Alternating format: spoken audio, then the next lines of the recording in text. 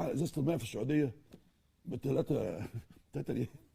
يعني احنا خلي بالك، احنا في نعمه بس مش واخدين بالنا. تصدق بالله انت راجل كذاب وبتتدخل في شؤون ناس، يعني معلش، يعني بتجيب الكلام لنفسك ولبعض الناس. جزاز تقلب 3 ريال، ونعمة اللي انت بتتكلم عليها دي كرتونة مية دي. تمام، كرتونة مية كاملة اهي. عارف فيها كام حبة؟ فيها 48 حبة. 48. انت عارف 48 حبة دول بكام؟ ب 13 ريال او 12 ريال او 10 ريال. في انواع كراتين كده لحد 9 ريال. يعني الجزازه من دول، جزازه الميه اللي انت بتتكلم عليها دي، تمام، مش مكمله 4 حلالات، يعني 4 قروش.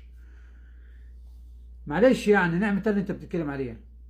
معلش يعني انا مش بدافع عن حد، بس انا بصحح. انا دي لي 7 سنين هنا ما شريتش جزازه ميه ب 3 ريال زي ما هو بيقول، وما ادخل اماكن فخمه مش اما الاقي فيها الاسعار اللي هو بيتكلم فيها 3 ريال دي.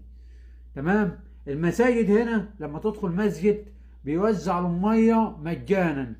تلاقي في تلاجة في المسجد، بعد ما تصلي بتاخد اللي انت عايزه ببلاش.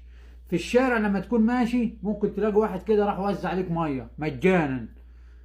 يا اخي ما تضحكش علينا خلق الله، وما تجيبش الكلام لنفسك. انا اتغصت من كلامك صراحه.